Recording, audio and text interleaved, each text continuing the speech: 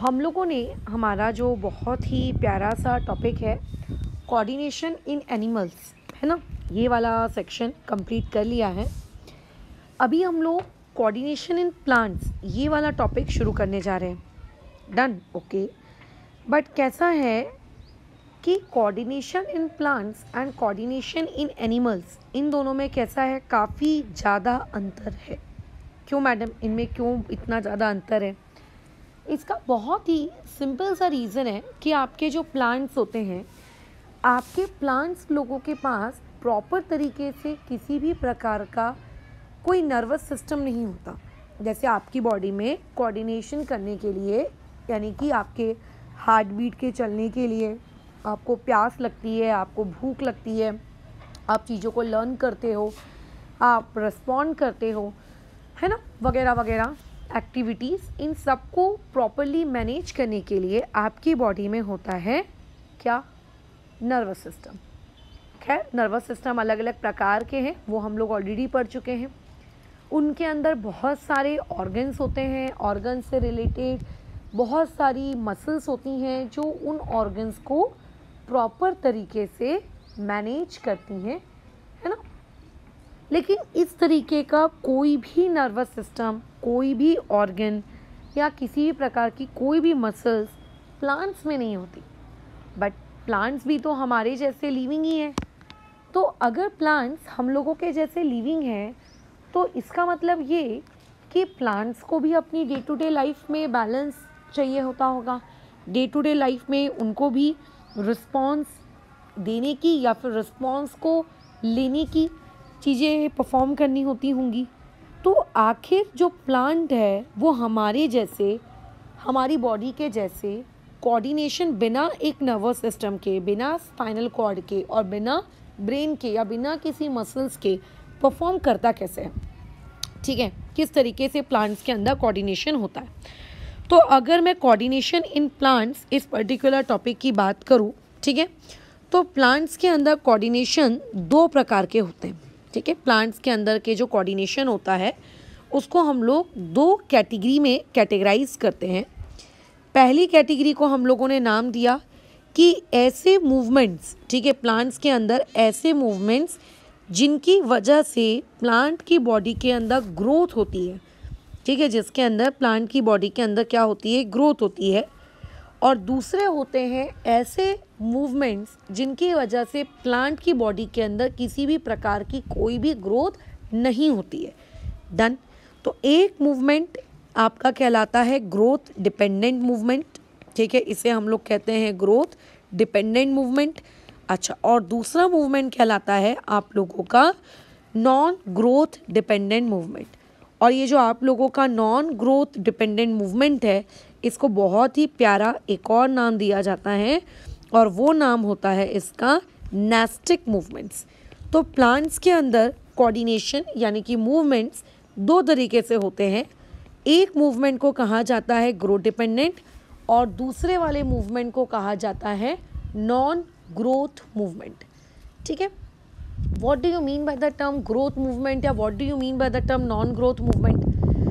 Growth movement का मतलब plant को ऐसे कुछ सेंस फील हुआ या प्लांट को ऐसे कुछ सिग्नल्स मिले, प्लांट ने उस सिग्नल को एक्सेप्ट किया और प्लांट ने उस सिग्नल को एक्सेप्ट करने के बाद उसकी बॉडी के अंदर कुछ ग्रोथ, कुछ चेंजेस, कुछ डेवलपमेंट देखने को आपको मिली। तो ऐसे डेवलपमेंट कहलाते हैं ग्रोथ डिपेंडेंट। और एक होते हैं कि उन्हें कुछ सिग्नल मिला, उन्हें कुछ सेंसेस मिले, उनको उन्होंने रिसीव किया, उसके प्रति उन्होंने रिस्पॉन्स भी किया, बट उस रिस्पॉन्स से उनकी बॉडी का, उनके ग्रोथ का कोई दूर दूर तक लेना देना नहीं है। तो ऐसे वाले मूवमेंट कहलाते हैं नास्टिक मूवमेंट्स या फिर मैं कहूँ नॉन ग्रोथ डिपेंडेंट मूवमेंट। ठीक है, अच्छा, अब हम लोग बात करते हैं ग्रोथ डिपेंडेंट मूवमेंट की। तो जो ग्रोथ डिपेंडेंट मूवमेंट है, ये टोटल 5 कैटेगरी में देखो इन्हें कैटेगराइज किया जाता है। ठीक है, टोटल कितनी कैटेगरीज होती है ग्रोथ डिपेंडेंट मूवमेंट की? टोटल होती है इनकी 5 कैटेगरीज।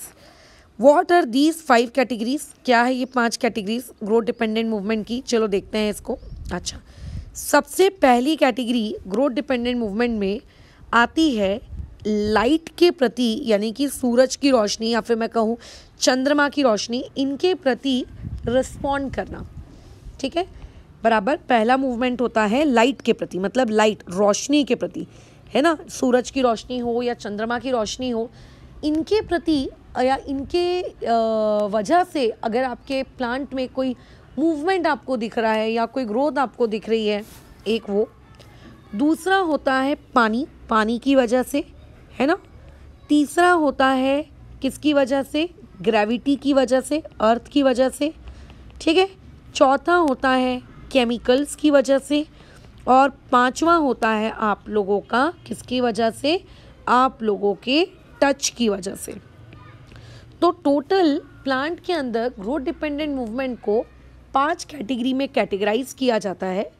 ये जो 5 कैटेगरीज हैं, इन्हें कैसे बनाया गया कि प्लांट किस चीज़ की वजह से अपना ये मूवमेंट शो कर रहा है ना, किस चीज़ की वजह से ये अपना मूवमेंट क्या कर रहा है, शो कर रहा है। तो अगर लाइट की वजह से, वाटर की वजह से, ग्रेविटी की वजह से, केमिकल्स की वजह से और एक टच की वजह से, अगर मान के चलिए प्लांट के अंदर एक मूवमेंट हुआ और वो उसका मूवमेंट किसकी वजह से हो रहा है, लाइट की वजह से हो रहा है, तो बायोलॉजी की लैंग्वेज में उसका एक बहुत ही प्यारा सा नाम है, उसे कहा जाता है फोटोट्रॉपिज्म। ठीक है, उसे क्या कहा जाता है, फोटोट्रॉपिज्म। फोटो का मतलब होता है लाइट। अगर वाटर की वजह से वो मूवमेंट हो रहा है तो उसे कहा जाता है हाइड्रोट्रॉपिज्म। मतलब ट्रॉपिज्म वर्ड सभी के पीछे रहेगा, बस आगे उनके जो नाम है वो थोड़े चेंज होंगे। अगर मान लेते हैं ग्रेविटी की वजह से हो रहा है तो उसे कहते हैं हम लोग जियोट्रॉपिज्म। ठीक है, और मान के चलिए अगर केमिकल्स की वजह से हो रहा है तो उसे हम लोग कहते हैं केमोट्रॉपिज्म। ठीक है, अच्छा। और अगर टच की वजह से हो रहा है तो उसे हम लोग कहते हैं थिग्मोट्रॉपिज्म।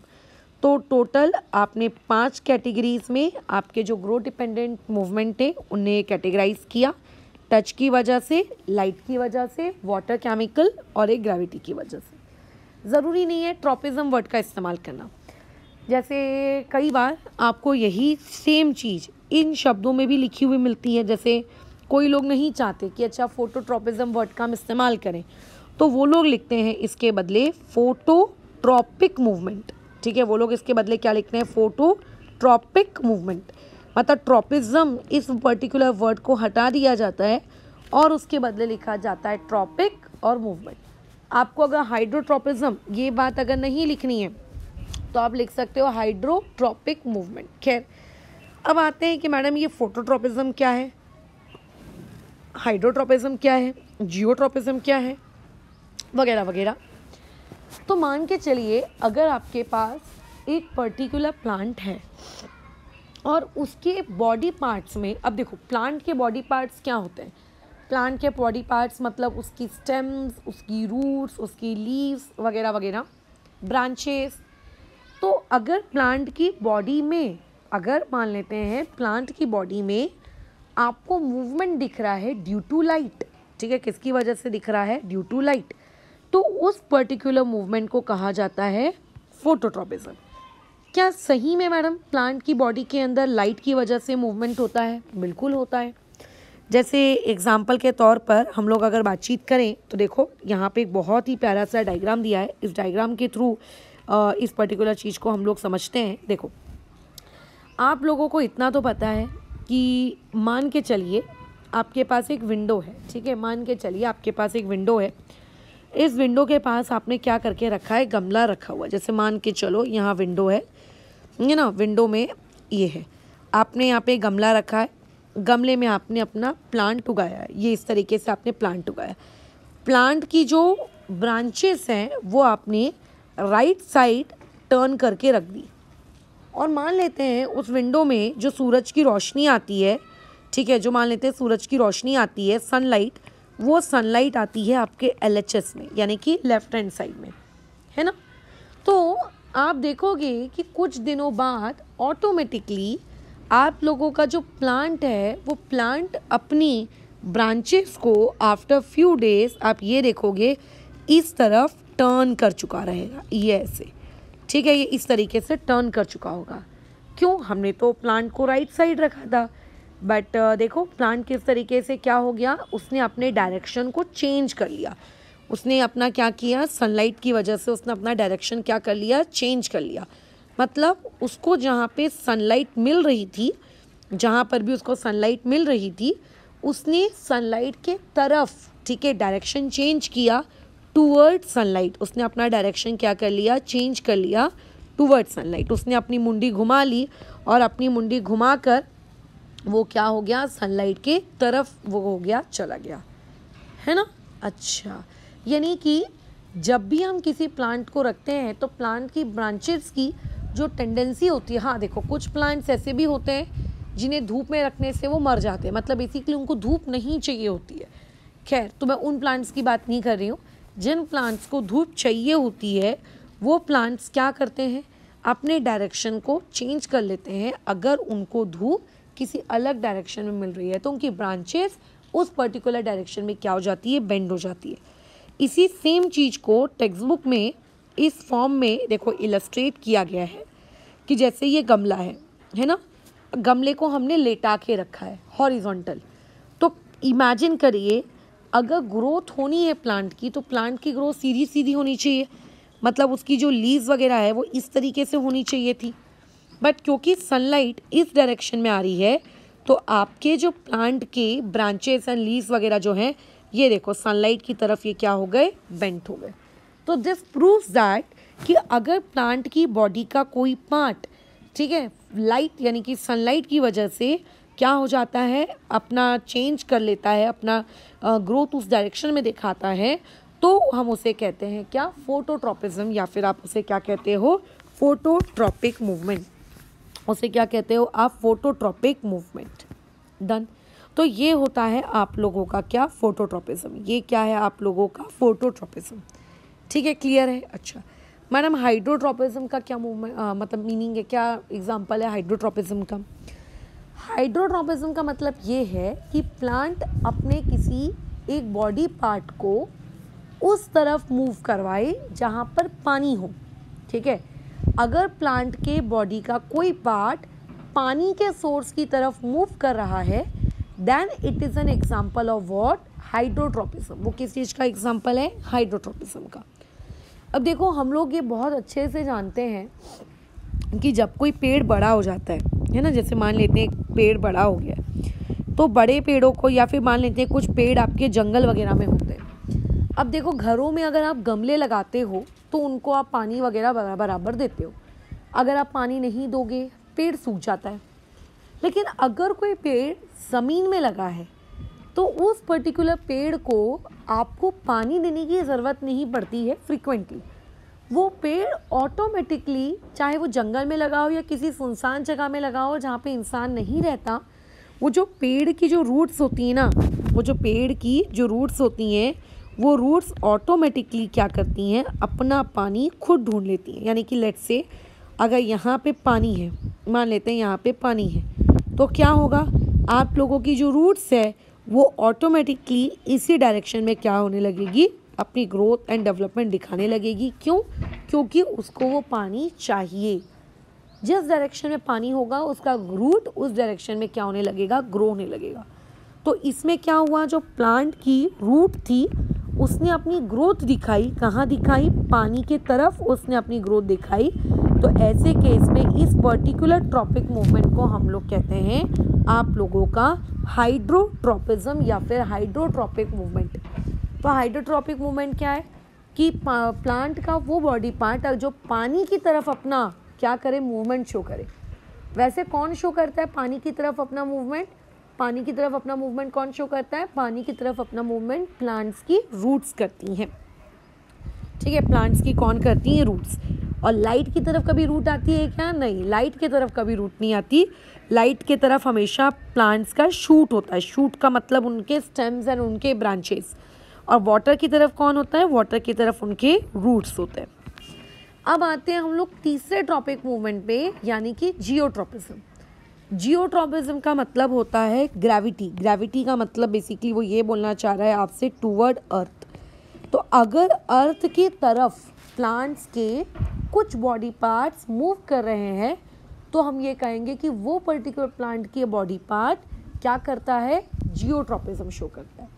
देखो ऐसा नहीं होता कि प्लांट के हर एक बॉडी पार्ट हर एक ट्रॉपिक मूवमेंट को शो करे, ऐसा नहीं होता। जैसे कि तुम्हारी आंखें हैं, अगर मैं तुम्हारी आंखों पे टॉर्च फेंकूंगी तो तुम अल्टीमेटली अपनी आंखें बंद करोगे कि नहीं करोगे। इसका मतलब योर आईज, तुम अपनी आंखें तुम्हारी उस लाइट के प्रति रिस्पॉन्ड कर रही है, बट क्या तुम्हारे कानों को कोई फ़र्क पड़ेगा? नहीं। तुम्हारी जीभ को कोई फ़र्क पड़ेगा? नहीं। क्या तुम्हारे नाक को कोई फ़र्क पड़ेगा? नहीं। इसका मतलब लाइट के प्रति सेंसिटिव सिर्फ और सिर्फ आपकी आंखें हैं। लेकिन अगर आप कोई खट्टी चीज़ खा लेते हो तो आपकी जीभ को फ़र्क पड़ेगा, आपके नाक, कान और आँख इन्हें कोई फ़र्क नहीं पड़ेगा। इसका मतलब टेस्ट के प्रति सेंसिटिव चीज़ आपकी सिर्फ और सिर्फ जीभ है। जैसे आपकी बॉडी में अलग अलग सेंस ऑर्गन अलग अलग कामों के लिए हैं, वैसे ही प्लांट के बॉडी पार्ट्स में भी आप ये एक्सपेक्ट नहीं कर सकते उनसे कि उसका शूट हाइड्रोट्रोपिज्म भी देगा, जियोट्रोपिज्म भी देगा, और आपका फोटोट्रोपिज्म भी देगा और थिग्मोट्रोपिज्म भी देगा। आप ये एक्सपेक्ट नहीं कर सकते।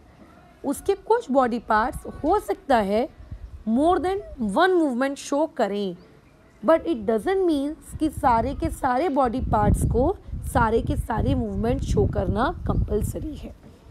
अब जैसे अगर मैं जियोट्रोपिज्म के बारे में बात करूँ, प्लांट्स की जो स्टेम और ब्रांचेज है वो ऊपर की तरफ जाते हैं, राइट, मतलब अर्थ से दूर जाते हैं। तो अगर मैं कोई मुझसे ये कहेगा कि मैडम क्या प्लांट के शूट्स का मतलब होता है उसके ब्रांचेस और उसके स्टेम, अगर कोई मुझसे ये पूछेगा क्या मैडम प्लांट की जो शूट्स हैं वो जियोट्रोपिज्म देते हैं क्या, तो मैं कहूँगी नहीं, प्लांट्स के जो शूट्स हैं वो जियोट्रोपिज्म नहीं देते, क्योंकि जियोट्रोपिज्म का मतलब होता है टूवर्ड अर्थ, और जो प्लांट्स के ब्रांचेस और स्टेम्स हैं वो ऊपर की तरफ मूव करते हैं, यानी कि अवे। तो ऐसे केस में अगर कोई शूट्स के बारे में तुमसे पूछे तो तुम कहोगे कि वो जियोट्रोपिज्म, अगर कोई तुमसे पूछे कि देता है क्या, तुम बोलोगे हाँ देता है, लेकिन निगेटिव जियोट्रोपिज्म देता है।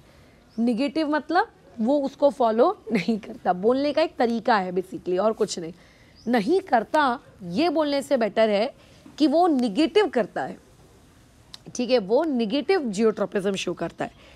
तो फिर प्लांट का कौन सा बॉडी पार्ट है जो जियोट्रोपिज्म शो करता है? तो हम सब जानते हैं कि जो प्लांट्स की रूट्स होती हैं ये हमेशा अर्थ के अंदर की तरफ जाती हैं, है ना। तो ऐसे केस में ये क्या करते हैं, पॉजिटिव जियोट्रोपिज्म शो करते हैं। आपने बरगद का पेड़ देखा है, बरगद के पेड़ में देखना बहुत सारे उसके ऐसे लंबे लंबे नीचे की तरफ लटकते हुए रहते हैं।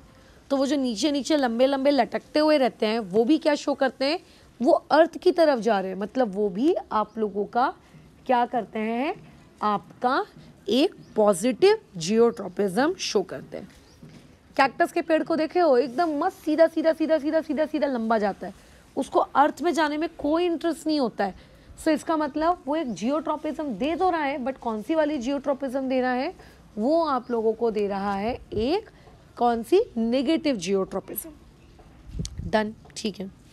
अब बात आती है थिग्मोट्रोपिज्म की। मैडम थिग्मोट्रोपिज्म क्या होता है? देखो, थिग्मोट्रोपिज्म बेसिकली एक ऐसा ट्रॉपिक मूवमेंट है जो कि प्लांट शो तो करते हैं, ठीक है, प्लांट जो है थिग्मोट्रोपिज्म को शो तो करते हैं, बट कब शो करते हैं, जब प्लांट को अपने आजू बाजू, ठीक है, जब अपने प्लांट को आजू बाजू कोई सपोर्ट, ठीक है, या फिर कोई टच चाहिए होता है तब। जैसे अगर मान के चलिए आपके घर में क्लाइंबर्स हैं, अब तुम्हें क्लाइंबर्स का अगर मतलब नहीं पता है तो भाई तुम धन्य हो। बचपन में जब छोटे बच्चे थे, श्रब्स, हर्ब्स, क्लाइंबर्स, क्रीपर्स, ये सब आपने पढ़ा होगा ना। हाँ पढ़ा तो है, बट याद कुछ नहीं है। तो एक्चुअली आपने देखना अपने घरों में जो हम वेल लगाते हैं, सेम की फली, करेले की वेल, बरबटी की वेल, और कुंदरू की, परवल की, है ना, लौकी की, गिलकी की, तो ये जो वेल होती हैं, इन वेलों में आपने ये देखा होगा, ये देखो, ये डायग्राम में इस यहाँ पे रिप्रेजेंट अपन कर रहे हैं इस चीज़ को। ये देखो, ये वेल है, इसमें आपको ये थोड़ा करली करली पार्ट दिख रहा है, इस करली करली पार्ट को कहा जाता है टेंड्रिल्स। इसे क्या कहा जाता है, टेंड्रिल्स। तो जहाँ पे सपोर्ट होता है, जहाँ पे कुछ उन्हें ऐसा लग रहा है उस वेल को कि अच्छा मैं इसके आजू बाजू खुद को राउंड राउंड करके चिपक सकती हूँ ताकि मेरी वेल को, मेरे क्लाइंबर को सपोर्ट मिल सके। तो ऐसे ये जो है ना, इसको हम नहीं लपेटते, इन टेंड्रिल्स को हम नहीं लपेटते।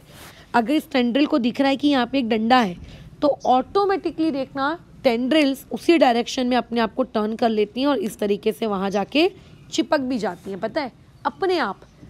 और मुझे नहीं पता यार, बेचारे प्लांट के पास ना तो आंखें हैं, ना तो कान है, ना तो नाक है, पता नहीं उसको टच कैसे सेंस हो जाता है, उसे कैसे फील हो जाता है कि वो उस टच के प्रति अपना मूवमेंट क्या कर लेती है, शो करती है, उसके आजू बाजू क्या हो जाती है, वो जाके खुद को सराउंड कर लेती है। तो ऐसे मूवमेंट को हम लोग क्या कहते हैं, आप लोगों का, आपका थिग्मोनास्टिक मूवमेंट कहते हैं। इसे कौन से मूवमेंट कहते हैं? थिग्मोनास्टिक मूवमेंट कहते हैं। ये जो थिग्मोनास्टिक मूवमेंट है ये किसके प्रति आया? ये टच के प्रति आया। ये किसके प्रति आया? ये टच के प्रति आया है। ठीक है, किस में आया? टच के प्रति आया। वैसे ही प्लांट्स की बॉडी के अंदर एक और मूवमेंट होता है जिसे हम लोग कहते हैं कीमोट्रोपिज्म। अब ये कीमोट्रोपिज्म क्या है? कीमोट्रोपिज्म का मतलब होता है ऐसा मूवमेंट जो कि हो रहा है किसकी वजह से? आपके केमिकल्स की वजह से। अब तुम सोचोगे कि केमिकल्स की वजह से भी मूवमेंट होता है क्या? एग्जैक्टली, प्लांट्स के अंदर केमिकल्स की वजह से बिल्कुल मूवमेंट होता है। जैसे कि सबसे कॉमन मूवमेंट कीमोट्रोपिज्म का, मार्केट में आप जाते हो, आप लोग अंगूर खरीदते हो, है ना? अच्छा, तो कभी कभी आपको अंगूर ऐसा लगता है कि ज़रूरत से ज़्यादा, ठीक है, ज़रूरत से ज़्यादा क्या हो गए हैं? लंबे हो गए हैं, एकदम लंबे लंबे अंगूर। वैसे अंगूरों का नेचुरल शेप एंड साइज़ क्या होता है? छोटे और लंबे, मतलब छोटे मोटे इस टाइप से। लेकिन कभी कभी हमें ऐसा लगता है कि अंगूर ज़रूरत से ज़्यादा क्या हो गए हैं? लंबे। वैसे लंबे अंगूरों को एक अलग कैटेगरी में क्लासीफाई किया जाता है, ठीक है, अच्छा, बट कैसा है कि कई बार अंगूरों के अंदर क्या डाले जाते हैं? केमिकल्स डाला जाता है उनके प्लांट में। तो होता है कैसा है कि उस केमिकल के मिलने की वजह से वो लंगूर क्या हो जाता है? आप लोगों का साइज में बड़ा हो जाता है। क्यों बड़ा क्यों हुआ? क्योंकि हमने उसको केमिकल दिया। तो इसका मतलब मैडम, क्या हम किसी भी फ्रूट के अंदर चेंजेस ला सकते हैं क्या? बिल्कुल ला सकते हो। कैसा होता है? हर प्लांट के बॉडी पार्ट्स केमिकल के प्रति रिस्पॉन्ड करते हैं, ठीक है, केमिकल के प्रति क्या करते हैं? रिस्पॉन्ड करते हैं। जैसे कि अब आप लोगों के जो प्लांट्स होते हैं, प्लांट्स की बॉडी में नेचुरली केमिकल्स होते हैं, जैसे तुम्हारी खुद की बॉडी में भी नेचुरली केमिकल्स होते हैं। जब आप पैदा हुए होते हो, जस्ट अगर आपने किसी छोटे बेबी को देखा है तो जो छोटा बेबी होता है उसको ना तो मुच्छी होती है ना तो उसके कोई सेक्सुअल बॉडी पार्ट्स डेवलप हुए हुए रहते हैं। लेकिन जैसे जैसे वो बच्चा बड़ा होने लगता है, धीरे धीरे उसके प्राइवेट बॉडी ऑर्गन्स पे बाल आने लगते हैं, उसको मूछी दाढ़ी आने लगती है, उसके ब्रेस्ट डेवलप होने लगते हैं। क्यों? क्योंकि आपकी बॉडी ऐसे कुछ केमिकल सीक्रेट करती है जो जिसके सीक्रेशन की वजह से आपकी बॉडी में सेक्सुअल डेवलपमेंट होता है, राइट? अगर मान लेते हैं ये केमिकल्स बहुत ज़्यादा क्वांटिटी में रिलीज़ हो गए, जैसे देखना कई ऐसे लड़के या ऐसी कई लड़कियां होती हैं जो मान लेते हैं 12th क्लास में भी हैं या फिर हो सकता है थोड़ी और बड़ी भी हैं, बट देखने में वो बहुत बच्चों जैसी लगती हैं। मतलब उनके जो बॉडी पार्ट्स हैं वो उतने अच्छे से डेवलप नहीं हुए होते। या फिर कई बार हमें ऐसे लड़के भी देखने को मिलते हैं जो हैं 8वीं या 7वीं में, बट उनको दाढ़ी मुछी आ गई होती है। क्यों? क्योंकि उनकी बॉडी में समय से पहले ही या फिर ज़रूरत से ज़्यादा ही उस समय केमिकल्स उनकी बॉडी में सीक्रेट हो जाते हैं। तो जो उनकी ग्रोथ एंड डेवलपमेंट थोड़ी लेट होनी थी, उनकी ग्रोथ एंड डेवलपमेंट ज़्यादा केमिकल्स की वजह से जल्दी हो जाती है। और जो लड़के लड़कियां ऐसे लगते हैं कि समय के साथ साथ अभी भी छोटे बच्चों जैसे ही हैं, है ना, उनकी बॉडी पार्ट्स उतने डेवलप नहीं हुए हैं, इसका मतलब उनकी बॉडी में वो केमिकल्स ठीक क्वांटिटी में रिलीज नहीं हो रहा है, जिसकी वजह से उनकी बॉडी के अंदर ग्रोथ एंड डेवलपमेंट रुकी हुई है, राइट? समझ में आ रहा है बात? तो ऐसे केस में सिमिलरली हमारे जो प्लांट्स होते हैं इनकी बॉडी के अंदर भी सर्टेन केमिकल्स रिलीज होते हैं, जिन केमिकल्स की वजह से प्लांट की क्या होती है, ग्रोथ होती है। ठीक है, जिसकी वजह से प्लांट्स की क्या होती है, ग्रोथ होती है। प्लांट्स के अंदर क्या होते हैं, बहुत सारे केमिकल्स होते हैं जिनकी वजह थोड़ा थोड़ा रिलीज होते हैं, प्लांट की ग्रोथ भी थोड़ा थोड़ा होती है। लेकिन अगर आप प्लांट को एक्सटर्नली वो केमिकल ज़्यादा क्वांटिटी में दे दो, जैसे अगर मान लेते किसी ने मेरे बॉडी के अंदर बहुत सारा एस्ट्रोजन दे दिया, ठीक है, जो कि होता भी है एक्चुअली। जो ट्रैफिकिंग होती है, ह्यूमन ट्रैफिकिंग, बच्चों को किडनैप कर लिया जाता है उठा के कहीं ना कहीं, उसमें उनकी बॉडी में यही जो केमिकल्स है ये अलग से इंसर्ट किए जाते हैं ताकि उनकी यही ग्रोथ एंड डेवलपमेंट जो कि 14 या 15 साल में होनी है कम उम्र में हो जाती है। तो वैसे अगर आपके पास कोई प्लांट है, उस प्लांट की ग्रोथ एंड डेवलपमेंट के लिए अगर कोई केमिकल रिस्पॉन्सिबल है तो उसका कल्टीवेशन करने वाले लोग क्या करते हैं, उसके अंदर वो केमिकल डाल देते हैं पहले से ज़्यादा क्वांटिटी में, ताकि उसकी यही ग्रोथ एंड डेवलपमेंट क्विक हो जाए, फास्ट हो जाए। ठीक है, तो प्लांट्स को अगर ये केमिकल मिल जाएगा तो वो क्या करेगा, अपनी ग्रोथ एंड डेवलपमेंट रैपिड कर लेगा, तेज हो जाएगा। अगर नेचुरली हो रहा है तो धीरे धीरे होगा, धीरे धीरे सेल डिवाइड होंगे। लेकिन अगर आपने उसको केमिकल थोड़ा ज़्यादा क्वांटिटी में और समय से पहले लगा दिया तो वही ग्रोथ एंड डेवलपमेंट जल्दी होने लगेगी। तो this is an example of what आप लोगों का कीमोट्रोपिज्म। जैसे यहाँ पे आपको एक डू यू नो फैक्ट दिया है कि एक हार्मोन होता है जिसका नाम होता है ऑक्सिन। ये प्लांट्स के एपिकल पार्ट में प्रोड्यूस होता है। ये मतलब ये भी पता होना चाहिए कि कौन सा केमिकल कहाँ पे प्रोड्यूस होता है ना। तो प्लांट का जो एपिकल पार्ट होता है, अच्छा अब what do you mean by the madam apical part? Apical part का मीनिंग तो आपने बताया नहीं, बस आपने अभी बोल दिया कि एपिकल पार्ट में प्रोड्यूस होता है। अच्छा देखो, मैंने अभी अभी तुमको शूट का मीनिंग बताया था। शूट का मतलब जो प्लांट्स की ब्रांचेस वगैरह होती हैं, लेट्स से ये प्लांट की कोई ब्रांचेस है, तो इसका जो टॉप पार्ट होता है ना, ये जो इस प्लांट का ब्रांचेस का, इसकी शूट का जो टॉप पार्ट होता है, इस पर्टिकुलर टॉप पार्ट को कहा जाता है एपिकल पार्ट। तो शूट के एपिकल पार्ट में ऑक्सिन नामक हार्मोन प्रोड्यूस होता है और इसका काम क्या होता है? इसका काम होता है सेल्स की एनलार्जमेंट, सेल्स को बड़ा करना। तो धीरे धीरे आपका थोड़ा थोड़ा ऑक्सिन प्रोड्यूस होगा, धीरे धीरे सेल एनलार्ज होंगे।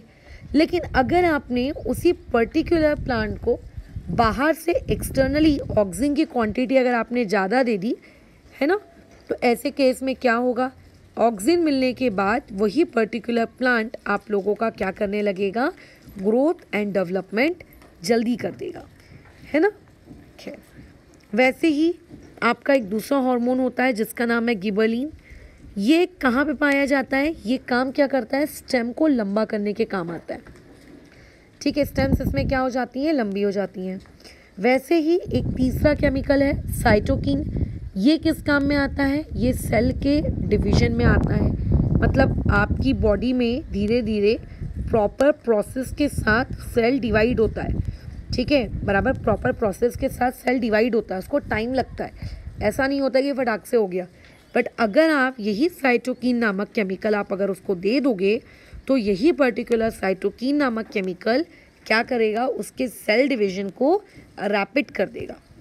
वैसे ही एक और होता है एब्सिसिक एसिड, है ना। ये किस काम में आता है? ये इस काम में आता है कि अगर आप प्लांट की जो ग्रोथ है, ठीक है, अगर आप प्लांट की जो ग्रोथ है, आप उस प्लांट की ग्रोथ को स्लो डाउन करना चाहते हो, आप नहीं चाहते कि उसकी जो ग्रोथ एंड डेवलपमेंट है वो फटाफट हो जाए, आप चाहते हो कि उसका ग्रोथ एंड डेवलपमेंट स्लो रहे।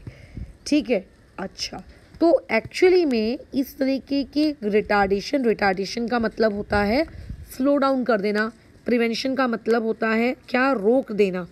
तो एब्सिसिक एसिड का रोल क्या होता है? प्लांट की ग्रोथ को रिटार्ड कर देना, उसको क्या कर देना, कमज़ोर कर देना।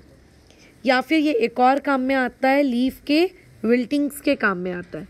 अच्छा अब मैडम ये जो आपने नया शब्द यहाँ पे इंट्रोड्यूस किया है विल्टिंग, इसका मतलब क्या है? अब ये जो वर्ड है विल्टिंग, इससे पहले जो शब्द है लीव्स, लीव को तो हम जानते हैं पत्तियाँ, डन। अच्छा, तो ये विल्टिंग का मतलब क्या होता है? देखना, कई बार जब बहुत तेज धूप पड़ती है तो आपके जो प्लांट्स की पत्तियाँ होती हैं ना, ये मुरझा जाती हैं। कैसी होती हैं? मुरझा जाती है, मतलब ऐसी लटक जाती हैं, ऐसी। जैसे अगर मान के चलिए आपने किसी फूल को तोड़ लिया और उस तोड़े हुए फूल को तुमने अपने पास रखा, तो जब तक वो फूल आपके प्लांट के साथ होता है वो एकदम खिला खिला रहता है। अगर आप उसको तोड़ लेते हो तो मुरझा सा जाता है। तो जब हम प्लांट्स में क्या कर लेते हैं, पानी नहीं देते, तो उसकी पत्तियाँ पूरी ऐसी मुरझा जाती हैं, ऐसी नीचे की तरफ हो जाती हैं। या फिर जब उसको बहुत ज़रूरत से ज़्यादा पानी दे देते हैं तब भी ये होता है, या फिर जब उसको बहुत ज़्यादा डायरेक्ट सनलाइट मिल जाती है तो भी हो जाता है। तो ऐसे केस में वो जो पत्तियों का झुक जाना, इस पर्टिकुलर चीज़ को भी हम लोग खुद कर सकते हैं बिना पानी और बिना धूप के, अगर आप उसमें एब्सिसिक एसिड नामक हार्मोन उस प्लांट के अंदर अगर आप दे दो तो ये सारे के सारे हार्मोन्स मिलने से प्लांट की ग्रोथ एंड डेवलपमेंट पे असर पड़ता है। So these are the example of what, these are the example of what, chemotropism. ये एग्जाम्पल है कीमोट्रोपिज्म के। पेपर में आराम से पूछा जा सकता है ऑक्सिन का क्या रोल है, साइटोकिन्स का क्या रोल है, गिबरलिन का क्या रोल है, आराम से पूछा जा सकता है ये। अब मैंने जितने भी मूवमेंट्स आपको बताए, कीमोट्रोपिज्म, हाइड्रोट्रोपिज्म, फोटोट्रोपिज्म, थिग्मोट्रोपिज्म, है ना, जियोट्रोपिज्म, ये सारे के सारे ग्रोथ है। मतलब प्लांट के बॉडी पार्ट्स अपनी ग्रोथ, अपने डेवलपमेंट, अपने प्रोग्रेसिव नेचर, अपने प्रोग्रेशन के लिए ये मूवमेंट शो कर रहे हैं। बट जैसा कि हमारी पहले भी बातचीत हो चुकी है कि ऐसे कई मूवमेंट्स होते हैं जिनका कोई लेना देना नहीं होता प्लांट की ग्रोथ या फिर प्लांट की डेवलपमेंट से। ठीक है, उनके मूवमेंट होते तो हैं बट वो एवी हो जाते हैं, मतलब कोई उसका ग्रोथ से लेना देना नहीं है, कुछ नहीं है ना, बस हो गए। तो ऐसे मूवमेंट को हम लोग कहते हैं नास्टिक मूवमेंट्स। कहाँ कहाँ देखने को मिलता है नास्टिक मूवमेंट?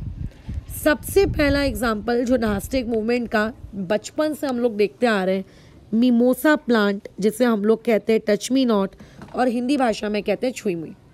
देखो, ये इसकी लीव्स होती हैं। अगर आप इसको टच करते हो तो ये अपनी लीव्स को क्या कर लेता है, क्लोज कर लेता है। क्यों किया क्लोज? क्या लीव्स के क्लोज करने से इसके अंदर, इसकी बॉडी के अंदर क्या कोई ग्रोथ हुई, कोई डेवलपमेंट हुई, कोई सपोर्ट मिला इसको? कुछ नहीं हुआ, बस ऐवी कर लिया। So this is an example of nastic movement, है ना। दूसरे होते हैं आप लोगों के इंसेक्टिवोरस प्लांट्स। बचपन में तुमने बहुत सारे इंसेक्टिवोरस प्लांट्स के बारे में पढ़ा है, जिनमें से एक एग्जाम्पल आपकी किताब में दिया है वीनस फ्लाई ट्रैप, बराबर। ये मस्त अपना खिला हुआ रहता है, जैसे ही कोई इंसेक्ट आता है ये फ्लाई ट्रैप बंद हो जाता है, बराबर। तो क्यों हुआ बंद? क्या इससे उसके कोई ग्रोथ एंड डेवलपमेंट से रिलेटेड है क्या? कोई नहीं, but still this is an example of what, आप लोगों का नास्टिक मूवमेंट, है ना। अच्छा, बात करते हैं लोटस की। तो लोटस, मैम लोटस को यहाँ पे क्यों रखा गया है? लोटस को यहाँ पे इसीलिए रखा गया है क्योंकि लोटस सिर्फ और सिर्फ सूरज की रोशनी जब तक रहती है तब तक खिला हुआ रहता है। जैसे जैसे शाम होने लगती है लोटस अपने आप को बंद कर लेता है। ठीक है, लोटस अपने आप को क्या कर लेता है, बंद कर लेता है। लोटस, या फिर मैं ये कहूँ आप लोगों के कैक्टस के फ्लावर, ठीक है, कैक्टस के जो फ्लावर होते हैं वो रात के वक्त खिलते हैं और जैसे ही सुबह की पहली किरण पड़ती है धीरे धीरे धीरे धीरे वो खुद को बंद करना शुरू कर देते हैं। So there are certain flowers जिनको क्या होता है, वो बंद होते हैं, खुलते हैं due to light, due to moon light और ड्यू टू सनलाइट। बट क्या उस मूनलाइट के या उस सनलाइट के आने से जो अपने आप को, खुद को जो ओपन कर रहे हैं, जो खुद को क्लोज कर रहे हैं, इससे कोई फ़र्क पड़ा है क्या? कोई फ़र्क नहीं पड़ा, बट स्टिल वो ऐसा अपना करते हैं, है ना। तो these are termed as nastic movement. ठीक है, ये नास्टिक मूवमेंट। लेकिन एक्चुअली में ये सारे के सारे नास्टिक मूवमेंट जो हो रहे हैं इनके प्लांट्स की ग्रोथ से कोई लेना देना नहीं होता। वैसे ही ये हो गया आपका बालसम के फ्लावर्स। मैंने बालसम के फ्लावर्स पहली बार नागपुर में देखे थे जब हम लोग यहाँ आए। मैंने इससे पहले बालसम के फ्लावर्स नहीं देखे थे। इसे महाराष्ट्र में यहाँ पे कुछ अलग शब्द से बोलते हैं, क्या कहते हैं, चिचड़, पता नहीं, I don't know exactly, but balsam मैं तो जानती हूँ, बट चिड़ी पता नहीं, आई डोंट नो। खैर, इन फ्लावर्स में कैसा होता है, छोटे छोटे ऐसे ग्रीन कलर के कुछ लटकते हुए रहते हैं। तो होता क्या है कि जो बालसम का फ्लावर होता है, जैसे ही इसका फल पक जाता है ये फट जाता है और इसके जितने भी बीज होते हैं ये आजू बाजू गिर जाते हैं। मतलब अगर आपने एक बालसम का फ्लावर लगाया है तो वो जो आपकी आजू बाजू की ज़मीन होगी, आप कुछ दिनों बाद देखोगे कि छोटे छोटे बालसम के और भी बहुत सारे पौधे वहाँ से निकल के आ गए।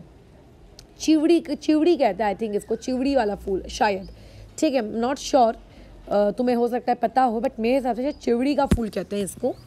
तो ये जो होता है ना, फूट जाता है और इसके अंदर के जो भी बीज होते हैं ये आजू बाजू स्प्रेड आउट हो जाते हैं। क्या उसके बीज फूटने से इसकी खुद की इसकी क्या कोई ग्रोथ एंड डेवलपमेंट हुई? नहीं हुई, बट स्टिल इसने अपने आप के जो पार्ट है, बॉडी पार्ट, उसको फोड़ दिया। So again this is an example of what, nastic movement, है ना।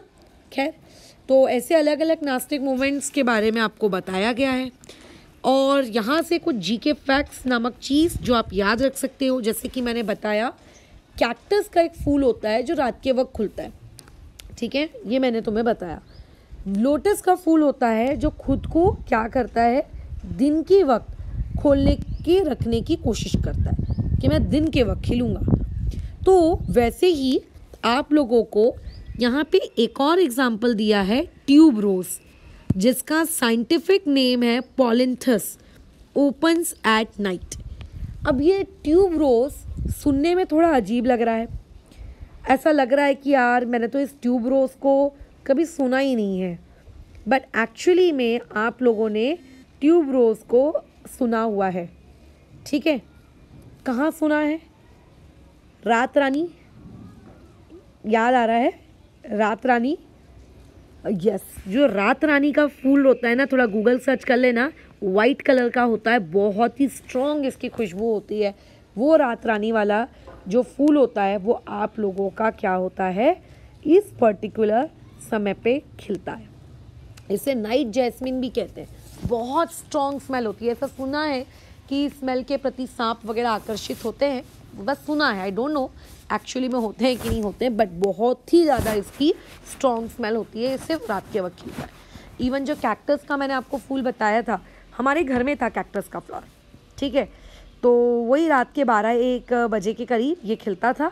तो पूरा जो घर था खतरनाक तरीके से उसी खुशबू से क्या हो जाता था, महकने लगता था। वो वाले कैक्टस फ्लावर नहीं जिसको लोग अपने छोटे छोटे डेस्क बेंचेस पे रखते हैं या छोटे छोटे गमलों में उगाते हैं और छोटा छोटा लाल लाल लाल लाल फूल निकलता है, उसकी बात नहीं कर रही हूँ। हमारे घर में जो कैक्टस का प्लांट था वो लगभग 7 to 8 फीट्स लॉन्ग था। मतलब अभी मेरी जो हाइट है, मेरी हाइट से भी और लंबा लंबा लंबा लंबा कांटा, और मात्र उस पर 1 या मात्र उस पर 2 फूल ही खिलते थे, वो भी बहुत कभी कभार, ऐसा नहीं कि हमेशा खिल रहे हैं, है ना। तो उसकी भी बहुत अच्छी खुशबू होती थी। अच्छा, और क्या है, और बाकी तो खैर जो मैंने बातचीत की आपके अलग अलग बारे में वही है। अच्छा, एक पॉइंट मेरे से छूट गया है, वो मैं बता देती हूँ। ये देखो, या तो तुमने सेक्सुअल रिप्रोडक्शन इन प्लांट्स वाला टॉपिक पढ़ रखा है तो तुम्हें ये डायग्राम पता होगा कि ये चीज़ का डायग्राम है, ठीक है। अच्छा, और उसके बाद अगर लेट से तुमने नहीं पढ़ा है ना, अच्छा, तो मैं बता देती हूँ कि ये पर्टिकुलर चीज़ क्या है। अच्छा, देखो, होता कैसा है, जो प्लांट्स होते हैं, जैसे एनिमल्स होते हैं हम या कोई अदर एनिमल, कि वो लोग सेक्सुअल रिप्रोडक्शन करते हैं। क्यों करते हैं सेक्सुअल रिप्रोडक्शन, बताओ भाई? इसीलिए ताकि उनके वंशज आगे और पैदा होते रहें, राइट।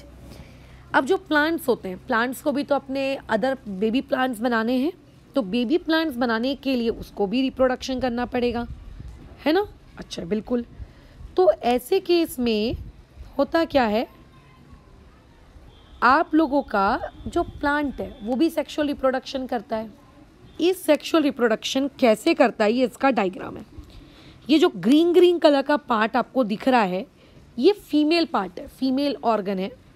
और ये जो पोलन ग्रेन है, ये बेसिकली आप मान के चलिए ये मेल पार्ट है। इस पोलन ग्रेन को इस फीमेल पार्ट के अंदर आना होता है, अंदर एंट्री लेनी होती है ना, बराबर। तब जाके मेल और फीमेल पार्ट मिलकर एक न्यू बेबी प्लांट वाली चीज़ को क्या करते हैं, बनाते हैं।